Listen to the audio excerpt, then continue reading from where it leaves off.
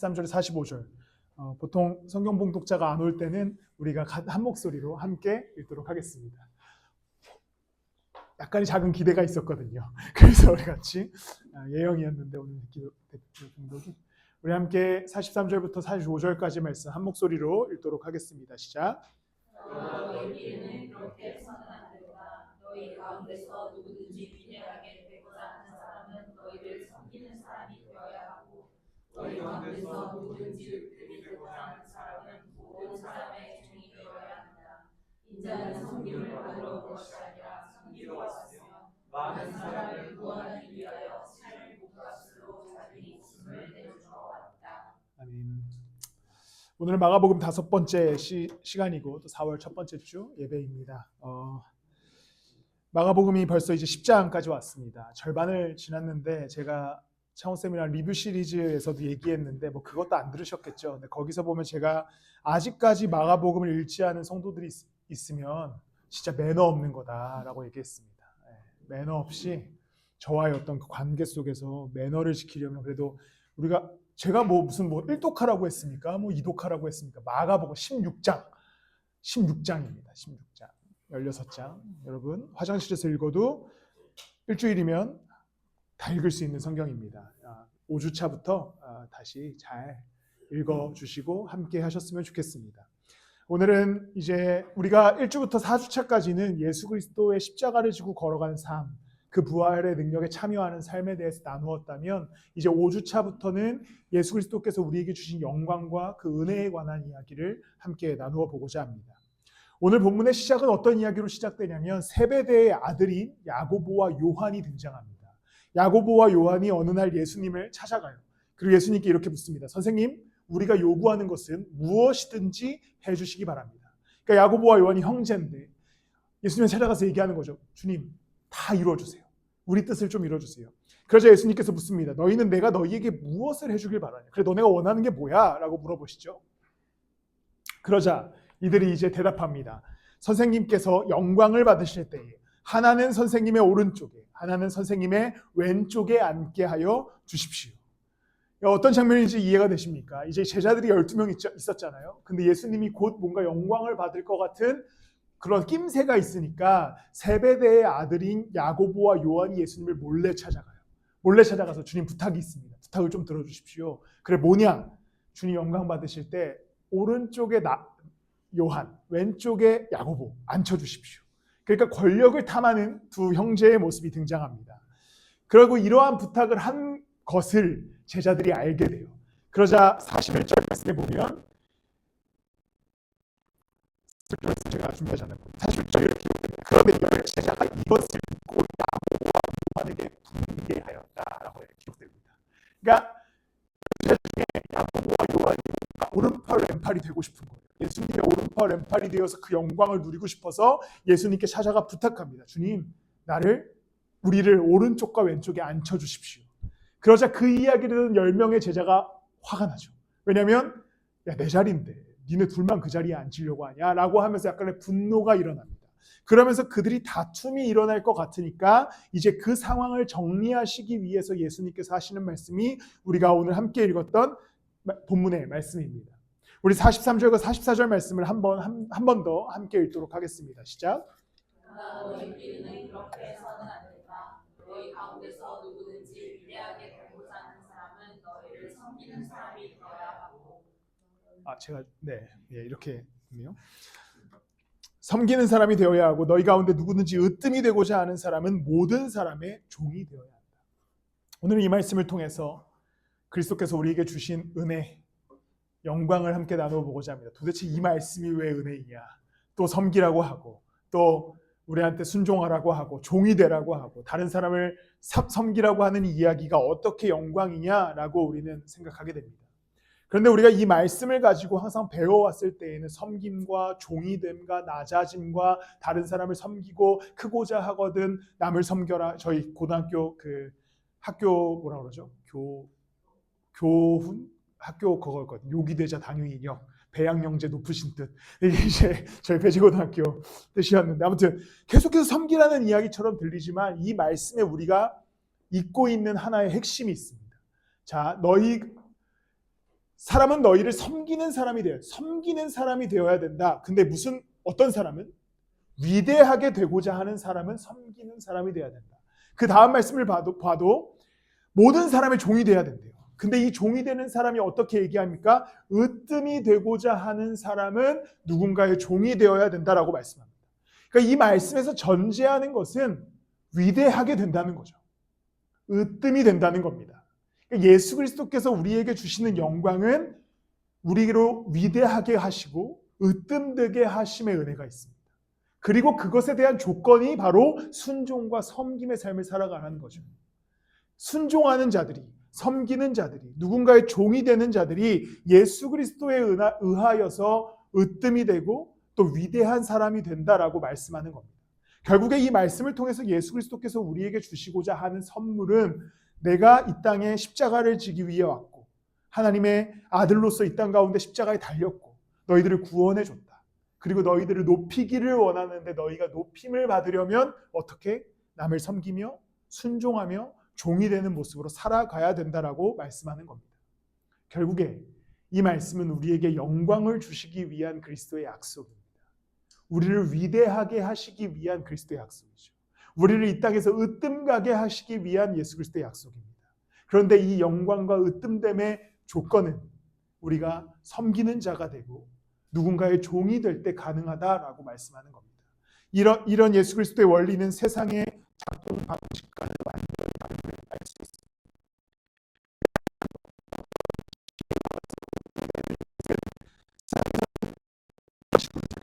작동되지는 않죠. 우리는 이 땅 가운데 살아갈 때 리더가 됐다라고 보통 그리스도인과는 다른 성공 방식을 이야기합니다. 큰 힘을 얻었거나 큰 높은 위치에 올라갔거나 권력을 누리거나 혹은 다른 사람들을 많이 부릴 수 있는 사람이 됐을 때 그 사람에게 위대해졌다, 으뜸됐다라는 이야기를 합니다. 그러나 예수 그리스도의 작동 방식은 완전히 다르게도 가장 낮은 사람이 될 때, 그리고 순종하는 사람이 될 때, 누군가를 섬기는 종의 모습이 될 때에 그가 위대해지고 으뜸된다라고 말씀하시죠. 그 기본적인 이유는 무엇이겠습니까? 예수 그리스도께서 그렇게 이 땅 가운데 오셨기 때문이죠. 그리스도께서 이 땅 가운데 오셔서 영광 받으심은 죽음에서 부활하심으로써 받으시게 되는데 그 위대하신 능력의 기본 전제는 그리스도가 이 땅에 인간의 몸을 입고 오시고 낮아지시고 모든 이들을 섬기시고 순종하신 다음에 종의 모습을 입으신 이후에 십자가에 달리셨기 때문에 그가 죽으시고 부활하시는 영광을 누리시게 됩니다. 그와 동일한 방식으로 그리스도인들에게 살아가게 하시는 것이죠. 우리도 이 땅 가운데 그리스도인의 모습으로 살아가고자 할 때 우리를 예수 그리스도께서 구원하여 주셨기 때문에 우리도 그와 같이 낮아지고 누군가를 섬기고 누군가의 종의 모습이 될 때에 예수 그리스도의 부활의 능력이 그리스도를 가장 높은 자리에 올려줬듯이 우리도 그분의 능력으로 위대하고 으뜸되는 삶으로 우리를 세워주실 줄을 믿습니다. 그러니까 우리는 이제 오늘 나누고자 하는 이야기는 바로 이 작동의 원리입니다. 순종하는 삶, 섬기는 인생이 으뜸되고 위대해진다라고 하는 이야기죠. 얼마 전에 우리나라에 큰 역사적인 사건이 있었습니다. 헌재 판결이 있었는데 그 얘기를 하고자 하는 게 아니라 제가 은서랑 그로업하면서 얘기했는데 그 헌법재판관들이 너무 부러운 거예요. 왜냐하면 어쨌든 우리나라의 그 최종 결정 기구잖아요. 모든 거기가 최종이잖아요. 거기가 근데 8명밖에 안 된다는 게 뭔가 너무 짱인 것 같은 거예요. 그러니까 예를 들어서 한 100명이 모여가지고 야 우리가 100명이서 결정하자 이러면 크게 막 힘이 없어 보이는데 원래 9명이어야 되지만 8명이서 결정하는 게 국가의 모든 이 시스템을 결정하잖아요. 근데 이 8명이 너무 좀 나쁜 표현으로 쩌는 거예요. 와 8명, 나 저 8명이 한번 들어봤어. 내가 공부를 좀 열심히 해서 저 8명이 한번 들어가 볼 걸 막 이런 생각이 드는 거죠. 왜냐면 멋있잖아요. 이 8명의 선택으로 국가의 한 나라의 이 결정이 바뀌니까 와 저 8명 너무 멋있다 이런 생각을 하게 된 거죠. 그들은 열심히 공부해서 사법고시도 통과하고 그 자리까지 올라간 것이죠. 그리고 우리는 그들을 보면서 얘기합니다. 위대하다, 야 으뜸됐다라고 얘기합니다. 그런데 예수 그리스도는 우리 가운데 말씀하실 때 그리스도인이 으뜸되고 위대해지는 방법은 작아짐과 순종에 있다라고 얘기합니다. 이것은 바로 의도적인 희생이 필요하다고 이야기하는 것이죠. 그런데 교회를 생각해 보면 세상과는 다르게 낮아지기가 오히려 더 힘든 구조를 갖고 있습니다. 예를 들어서 여러분들이 직장을 다니시는 분들은 잘 알겠지만 여러분들은 그냥 어쩔 수 없이 종이 되는 신분이죠. 여러분들이 갑자기 팀장님한테 팀장님 제가 오늘부터 팀장님을 섬기기로 했습니다. 예를 들어 이현주 선생님께서 교장 선생님한테 가서 선생님, 교장 선생님 제가 교장 선생님을 섬기기로 했습니다 라고 하면 교장 선생님이 뭐라고 얘기하겠습니까? 너는 원래 섬겨야 되는 존재야. 팀장님이 여러분들 가서 팀장님이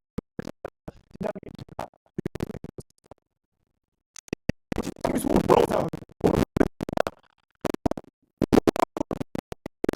그냥 라고 얘기하죠. 우리는 사회 구조가 되어 있잖아요. 근데 교회는 그렇게 않아요. 교회는 그냥 자유로운 구조로 되어 있습니다. 그리고 교회는 누구나 목소리를 낼 수 있어요. 뭐 나이로 혹은 직분으로 좀 갈라지긴 하지만 특히나 우리 교회는 그것이 크게 영향을 미치지 않는 교회 구조를 갖고 있습니다. 그렇기 때문에 누구나 목소리를 낼 수 있고 누구나 갑이 될 수 있고 누구나 자기 주장을 뚜렷하게 펼칠 수 있고 누구나 리더가 될 수 있습니다. 그렇기 때문에 교회 가운데에서 작은 사람이 되는 방식 그리고 순종하는 방식 누군가의 종이 되는 방식은 의도적인 희생이 없이는 불가능합니다. 의도적으로 스스로를 깎아내고 스스로의 의견을 내려놓고 누군가의 이야기를 듣고 누군가와 함께 걸어가기 위해 스스로를 애쓰지 않으면 불가능한 방식이 바로 교회의 방식인 것이죠. 그렇기 때문에 예수 그리스도께서 이 교회를 이루어갈 제자들에게 말하기를 낮아져라, 종이 되라 라고 하시면은 이제 그 교회 안에서 그리스도의 질서를 세워나가기를 바라셨던 겁니다.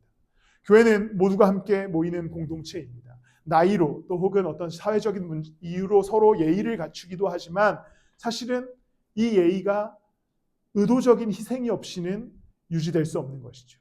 의도적으로 희생해야 됩니다. 우리 교회는 뭐 그럴 일이 없지만 보통 대형 교회에서 일어나는 사건들 중에 주차장에서 막 멱살 잡고 싸운다고 하잖아요. 이게 막 왜냐하면 이 주차가 워낙 주차난이 심하다 보니까 막 갑자기 내려가지고 너 누구냐 막 싸우다 보니까 같은 교회네요. 막 이렇게 이제 되는 분위기가 있다고 하는데 교회는 누구나 싸울 수 있어요.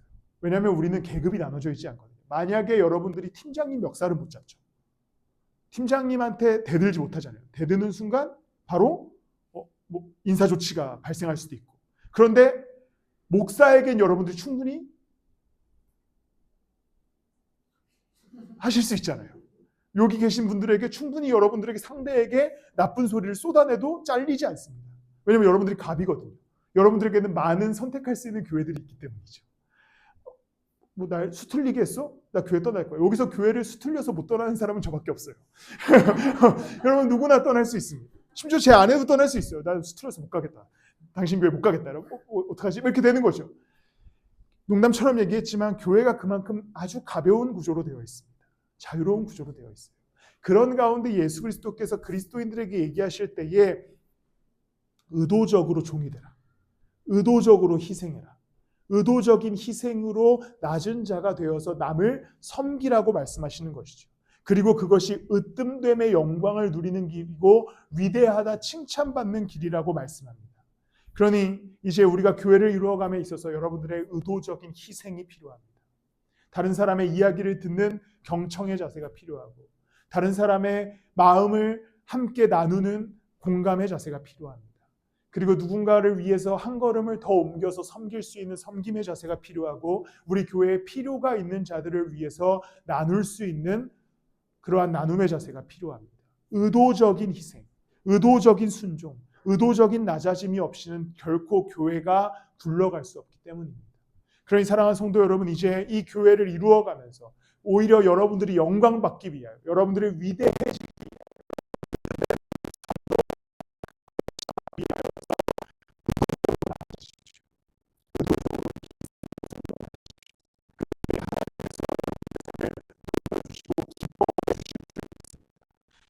희생하는 분명히 삶의 빈자리들이 생길 겁니다.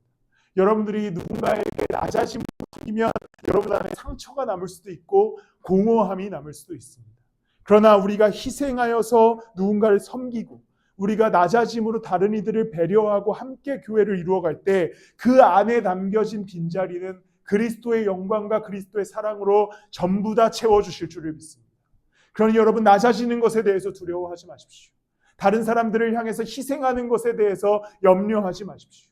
우리가 낮아짐으로 희생할 때에, 우리가 누군가를 섬기기 위해 종의 모습과 같이 될 때에 그리스도께서는 그 여러분의 안에 남겨진 빈자리를 그분의 사랑과 그분의 긍휼과 그분의 영광으로 정말 가득 넘치도록 채우실 줄을 믿습니다.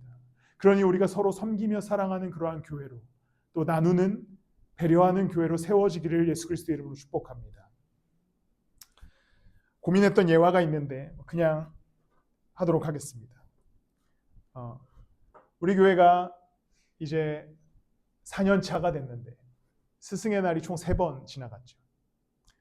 한 번도 스승의 날에 챙김을 받지 못했습니다. 그래서 작년 스승의 날 때 속으로 좀 기대를 했어요. 이제 교회가 어느 정도 이렇게 궤도에 올라왔고 이 정도면 성도들이 그래도 내가 목사고 성경을 가르치는 사람인데 스승으로서 조금 뭐 작은 선물이라도 하나 하지 않겠냐 이렇게 생각을 했어요.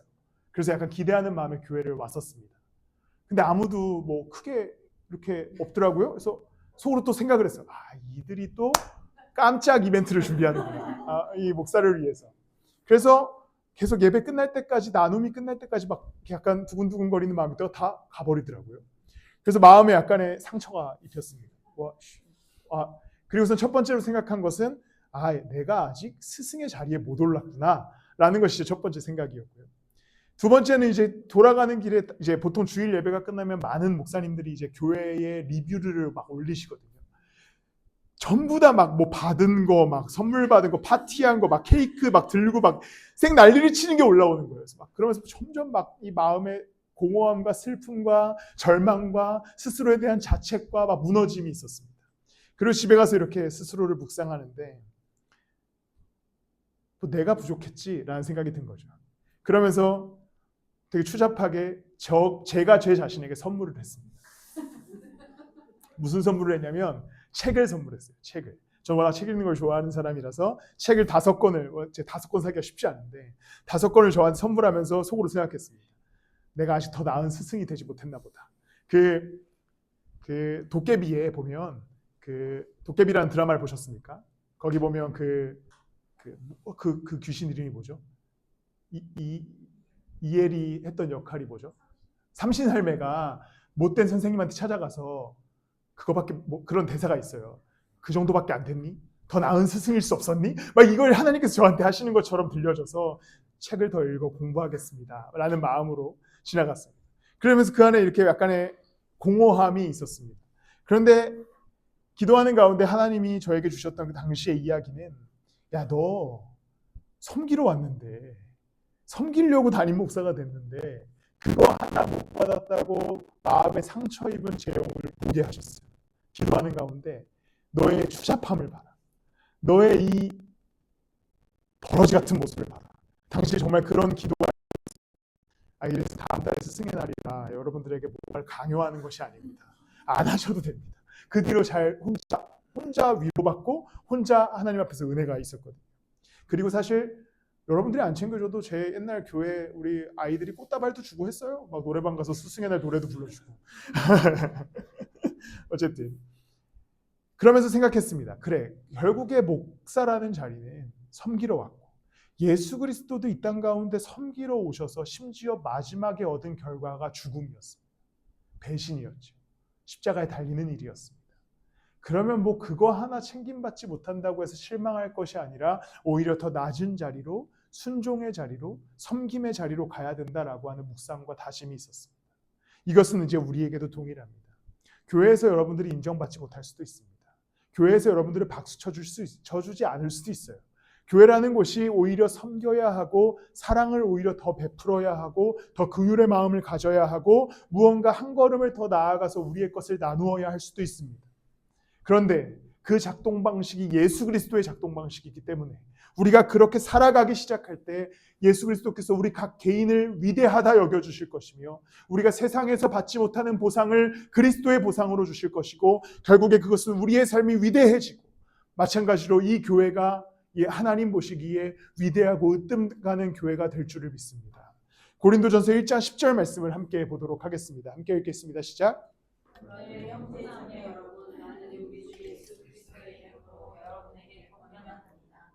여러분 모두 같은 말을 하며 여러분 가운데 분열이 없도록 하며 같은 마음과 같은 생각으로 이제 고린도 교회의 분열 가운데 바울이 편지하면서 그들에게 얘기하는 게 같은 마음과 같은 생각으로 뭉쳐라라고 얘기합니다. 이것이 굉장히 어렵죠. 자, 우리가 지금부터 투표를 해볼까요? 우리가 오늘 짜장면을 시켜 먹는다고 예를 들어 봅시다. 짜장면 먹으실 분, 짬뽕과 짜장면 중에 짜장면 드실 분. 자, 봐봐요. 4명이죠. 짬뽕 드실 분. 봐봐요. 이미 우리의 의견이 갈라졌습니다. 근데 갑자기 어느 날 예수님께서 찾아오셔서 얘기하는 것이죠. 너네 한 메뉴로 통일해라. 그러면 만약에 짜장면으로 통일한다고 했을 때 짬뽕을 드시고자 하셨던 분들이 어떻게 해야 됩니까? 네, 희생해야죠. 그날 먹고 싶은 짜장면을 먹지 않아야 됩니다. 스스로 의도적인 희생이 있어야만 한 마음과 한 생각으로 뭉칠 수 있게 되는 것이죠. 교회란 그런 곳입니다. 우리에게는 각자의 의견이 있습니다. 우리에겐 각자의 생각들이 있죠. 우리는 하고 싶은 일이 있고 교회에 바라는 것들이 있습니다. 그러나 교회의 가장 중심되는 핵심은 예수 그리스도께서 머리 되시고 그 안에서 한 몸을 이루어가는 것입니다. 그러다 보면 내 생각을 깎아내야 될 수도 있어요. 때로는 내가 원하는 바를 포기해야 될 수도 있습니다. 그렇게 된다면 우리는 희생하는 작업 속에서 교회를 이루어갈 수 있는 것이죠. 모두가 으뜸되고자 하는 순간 교회가 무너질 수밖에 없습니다. 그런데 모두가 한 마음과 한 생각을 갖기 위해서 희생하고 스스로를 포기하고 그리고 한 마음과 한 생각을 향해서 그리스도의 뜻을 향해 교회가 걸어갈 때 이제 그 교회는 건강한 교회로 성장할 수 있을 것입니다. 세상은 자기 의견을 포기하면 루저로 보죠. 너는 또 그걸 못하니? 너는 왜 또 네 의견이 없니? 왜 너는 또 졌니? 이런 루저로 우리를 바라보게 됩니다. 우리에게 말씀하시기를 서로 희생하여 섬길 것을 이야기합니다. 그것이 패배자의 삶이 아니라 위대하고 높은 삶의 것을 말씀하시기 때문입니다. 우리가 이 원리로 살아가게 되는 이유 계속해서 말씀하시지만 그리스도가 그 원리로 사셨기 때문입니다. 10장 34절 말씀을 우리 함께 읽도록 하겠습니다. 시작.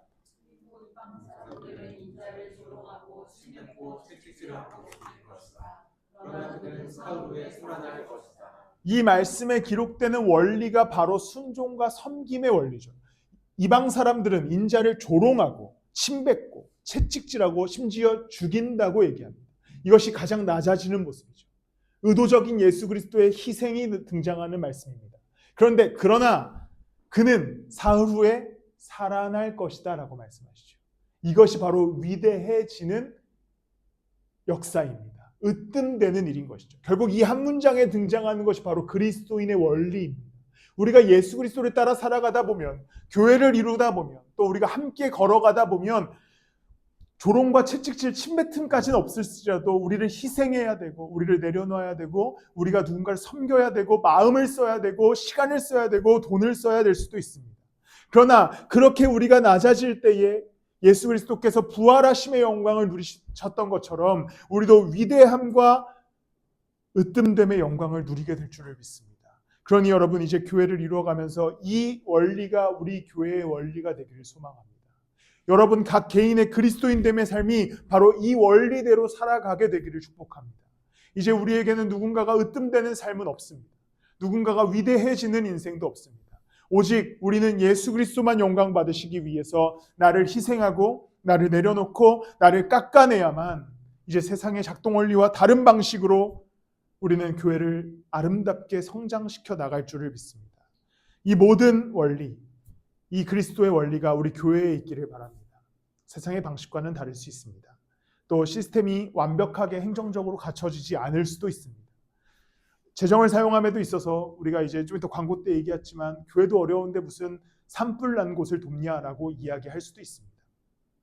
그러나 우리가 그렇게 돕고 섬겨야 하는 이유는 그리스도께서 그렇게 우리 가운데 오셨기 때문입니다. 10장 42절 말씀을 함께 읽도록 하겠습니다. 함께 읽겠습니다. 시작. 그래서 예수께서는 그들을 불러 우리에게 말씀하신다. 너희가 아는 대로 이러한 사람들을 다스린다고 자수하는 사람들은 백성들과 너희를 이르고 무관들은 백성들에게 세도를 드린다. 예수 그리스도께서 당시 다른 바리새인들과 율법학자들 그리고 유대인들의 태도에 대해서 지적하면서 그들은 다른 사람들을 마구 내리누르고 고관들은 백성들에게 세도를 부린다라고 기록합니다. 세도는 이제 정치를 한다라는 뜻이에요. 그러면서 예수님께서 제자들을 곁에 불러서 말씀하시는 거죠. 너네는 그러지 마라. 세상 사람들은 낮은 사람을 밟아서 마구 내리누르는 게 당연한 거다. 세상 사람들은 백성들에게 세도를 부려서 그들을 괴롭히고 그들을 착취하는 것이 당연한 거다. 그런데 이제 곧 교회의 지도자들이 될 12제자들에게 말씀하시는 것은 그러나 우리는 이러지 말자. 우리는 가장 낮은 자세로 섬기는 자로 종의 모습으로 살아가는 겁니다. 이 말씀 이후에 예수님께서 실제로 십자가에 달려 죽으시고 부활하시고 제자들은 각 지역으로 그리스도를 전하기 위해 떠나게 됩니다. 베드로가 생각이 나도 그는 예루살렘에 남아서 이제 교회를 이루어가면서 초대 예루살렘 교회의 목사, 담임 목사와 같은 역할을 하게 됩니다. 그런데 그의 인생이 어땠겠습니까? 그는 가장 낮은 길로 가게 되고 결국에 십자가에 못 박혀 죽게 되지요. 베드로도 십자가에 못 박혀 죽는데 심지어 베드로는 그리스도와 똑같이 죽고 싶지 않다라는 마음으로 뒤집어서 거꾸로 매달림을 당해 죽게 됩니다. 모든 제자들 중에 한 사람도 으뜸된 사람이 없었습니다.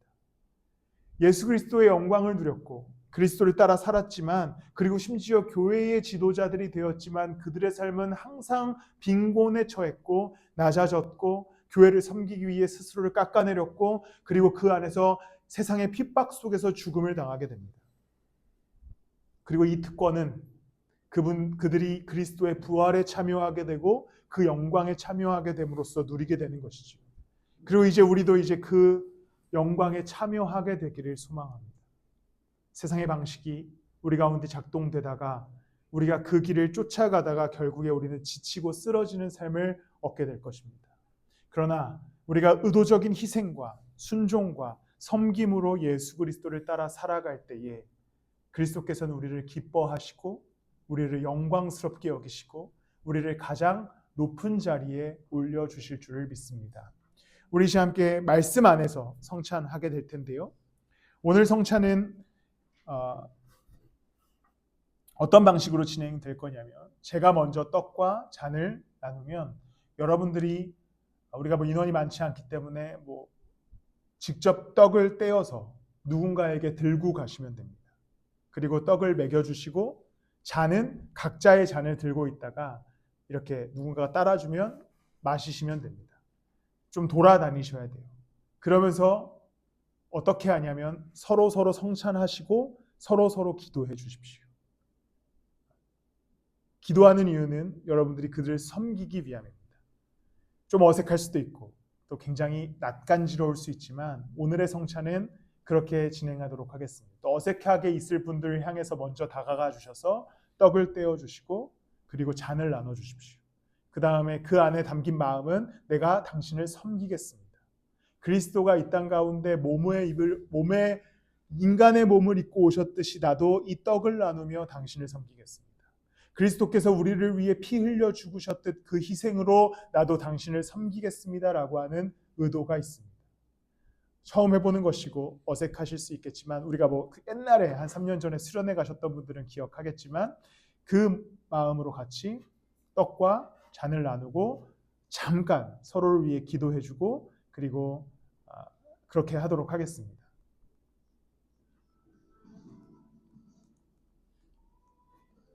제가 먼저 떡을 한 번에 떼겠습니다.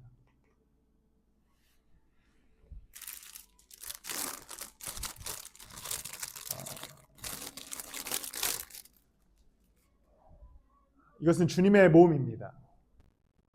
힘으로 주셨고 그리고 우리도 주님의 몸과 다시 되어서 이 땅을 희생하며 교회를 섬기며 순종하는 사이를 그리스도의 이름으로 축복합니다.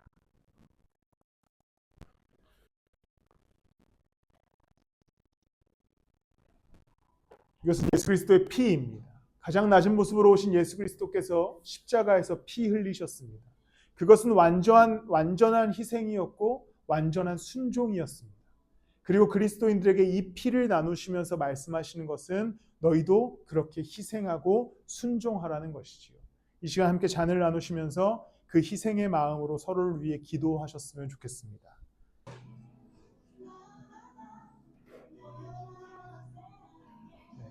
성찬이 마쳐졌습니다. 처음 하시는 거라 어색하고 하실 수 있지만 성찬은 보통 두 개의 방식으로 나뉘어집니다. 첫 번째 성찬은 공동체 성찬. 저희가 함께 하는 건데 저 최근에 알았는데 장로교는 교회법상으로 불가능하다고 하더라고요. 그 담임 목사가 아닌 부목사가 해도 안 된다고 하더라고요. 네, 저희는 뭐 그런 거 상관없으니까요. 그리고 실제로 상관없습니다. 네, 성경 안에서도. 그래서 우리가 공동체 성찬은 원래 이런 식으로 다 함께 하는 걸로 진행하고요.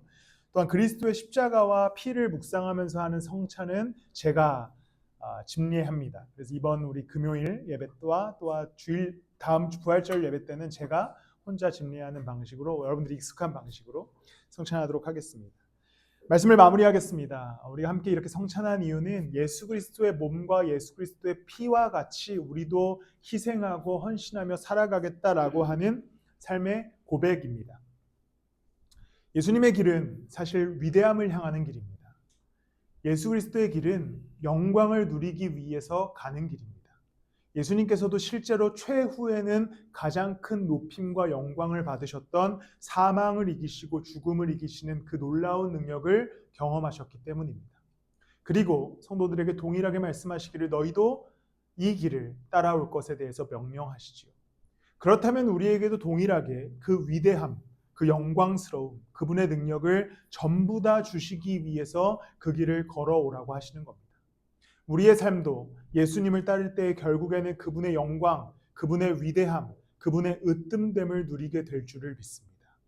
그러니 여러분들도 이제 예수님과 같이 몸을 내어주셨던 그리스도와 같이 여러분들도 여러분들의 삶을 내어주시기를 축복합니다. 피를 내어주셔서 희생하심으로 우리의 죄를 씻어주신 그리스도와 같이 여러분들도 희생함으로 누군가를 위해서 걸음을 옮기시기를 소망합니다. 그때에 이 교회는 그리스도께서 가장 아름답게 세우시는 교회로 세워가 주실 줄을 믿습니다. 우리 시간 같이 찬양하실 텐데요. 아까 함께 했던 찬양입니다.